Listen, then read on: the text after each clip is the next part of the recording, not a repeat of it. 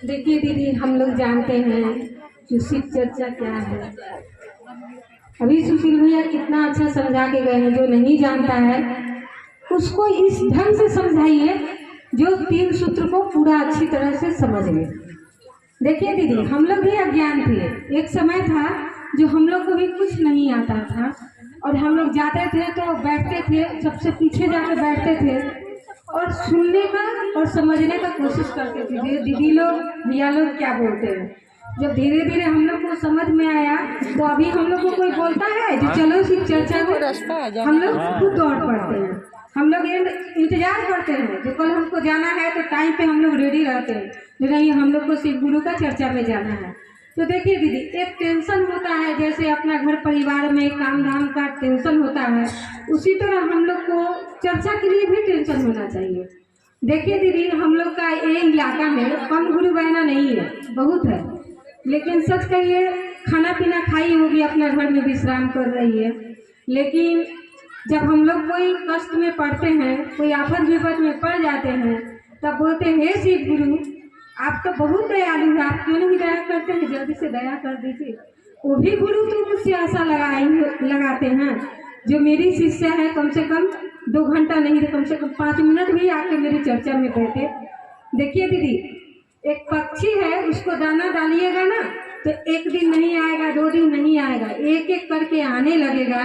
तो देखिएगा वही पक्षी, देखिएगा कितना सारा पक्षी को लेके वो दाना चुनने के लिए आ जाता है, क्योंकि मेरा ये दाना चुनेंगे तो मेरा पेट भरेगा।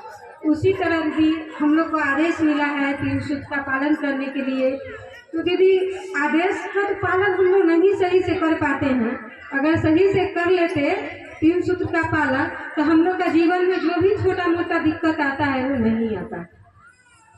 तो हम लोग को क्या करना है दीदी, 3 सूत्र का पालन करना है। नहीं होता है हम लोग को, जितना भी होता है, लेकिन हम खुश है। महादेव तो अपना चरण में तो हमको बुलाते हैं, आधा घंटा हो, 1 घंटा हो या 3 घंटा हो, महादेव के चरण में तो आते हैं। अब देखिए दीदी, स्कूल में जाते हैं तो आपका हाजिरी लगता है, इसमें भी अवार्ड मिलता है।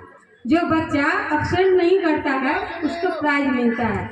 उसी तरह तो हम लोग का भी गुरु हैं, हम लोग अब्सेंट करते हैं तो उनको भी मन में दिक्कत होता होगा, जो मेरा शिष्य है इतना अब्सेंट करती है। और कोई गुरु भाई है, गुरु बहन है, वो रोज ही प्रतिदिन शिव गुरु का चर्चा में जाता है और जाने से तो उनका तो हाजिरी तो चालू है दीदी। हाजिरी चालू है तो सोचिए वेतन तो मिलना ही मिलना है। तो हम लोग कोशिश करेंगे, जो मेरे अगल बगल का नहीं आता है उन लोग को हम लोग तो बोलते हैं दीदी चलिए, लेकिन उन लोग को तो भगवान इतना काम दे दिए हैं जो काम से ही फुर्सत नहीं है।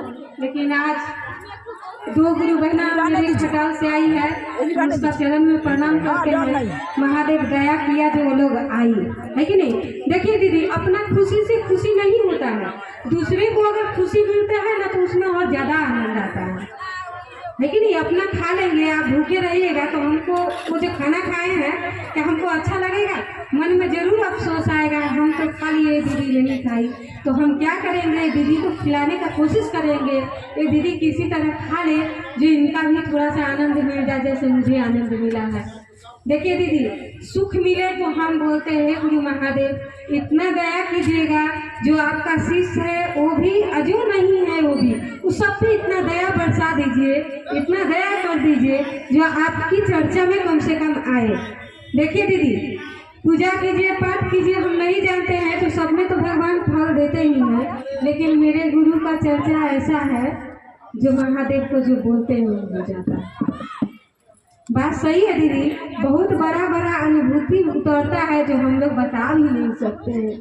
मरे हुए इंसान को जिंदा कर देते हैं, इससे बड़ा और क्या खुशी है कि नहीं। बड़े से बड़े रोग मिटा देते हैं, बड़े से बड़े बीमारी दूर हो जाता है। तो हम इधर उधर क्यों भटके, गुरु का चरण में ही लग जाए। इधर उधर लटकने से अच्छा है जो गुरु का चरण पकड़ के ही लटक जाए। देखिए दीदी, गुरु का चरण में रहेंगे ना तो हम नहीं जानते हैं कल मेरे साथ क्या होगा।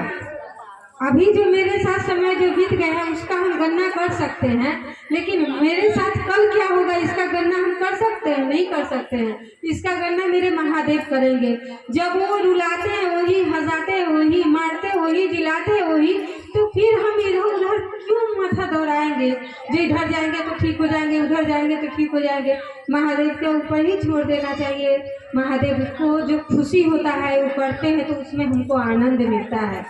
लेकिन मेरे लिए क्या अच्छा है क्या बुरा है दुनिया में कोई नहीं जान सकता है। मेरे लिए जो अच्छा है बुरा है वो मेरे महादेव से अच्छा कोई नहीं जान सकता है। और मेरे महादेव की दया होता है तो अच्छा से अच्छा काम बन जाता है। और वो थोड़ा सा नाराज होते हैं तो अच्छा से अच्छा काम भी बिगाड़ देते हैं। उनका पास जो चाहिएगा वही मिलेगा। आप सोचिए जो अब हमको क्या लेना देना है कि नहीं। महादेव भगवान है, वही भगवान को हम लोग शिव गुरु बना लिए हैं। उनको गुरु का रूप में हम लोग पूछते हैं या अपना हृदय में धारण किए हुए हैं। वो तो महादेव थे। मेरी माँ थी वो नहीं जानती थी जो शिव गुरु है, लेकिन महादेव की दया है। उनका कोई जन्म में हम कुछ किए होंगे जो शिव को गुरु बनाए, उनका शिष्य बने हैं। हम उतना अच्छा शिष्य नहीं है लेकिन हम इतना दावा से कर सकते हैं दीदी, हम जो भी है महादेव मुझे जो भी बनाया बहुत अच्छा बनाया। जैसे बना के रखे उसी तरह हमको बना के रखे। साहब हरिंदर भैया बोलते थे जब वो बीमार थे हॉस्पिटल में थे तो हम लोग का संख्या इतना गुरु भाई बहन का संख्या थे जो देख के सब बोलते थे साहब इतना भीड़ लग रहा है हम क्या करें। तो वो बोले ये भीड़ मेरा नहीं तुम्हारा नहीं, ये भीड़ मेरे महादेव गुरु का है। क्योंकि एक कोई साधारण आदमी नहीं है, ये शिव का गण है। तो मान लीजिए मेरे साहब हम में और आप में भेद नहीं करते हैं तो हम भेद करने वाले कौन होते हैं? हमको भी भेद नहीं करना चाहिए। महादेव से दया मांगिए दीदी, मेरा काम नहीं बनता है, महादेव से दया मांगिएगा काम बनने लगेगा। और काम ऐसा वैसा बनेगा जो किसी को बोलने का जरूरत नहीं पड़ेगा। लेकिन हाँ दीदी, प्यार का भूखा सब है, सम्मान का भूखा सब है। अगर गुरु से प्यार कीजिएगा तो आपसे भी प्यार करेंगे, आप उनका सम्मान कीजिएगा तो आपको भी ऐसा जगह में जाके खड़ा कर देंगे जो 10 आदमी बोलेगा जी हाँ एक गुरु का शिष्य है। हम लोग को परिचय देने का जरूरत नहीं है, तो गुरु खुद ही परिचय करवा देते हैं। दीदी इतना ही कहकर आप सभी के चरणों में प्रणाम। विशेष क्या कहें। हे शिव, मेरी वाणी से जो कुछ भी गलती बोले होंगे उसके लिए मुझे क्षमा कर दीजिएगा। आप लोग भी मेरी वाणी से कुछ गलती हो गया होगा तो मुझे क्षमा कर दीजिएगा।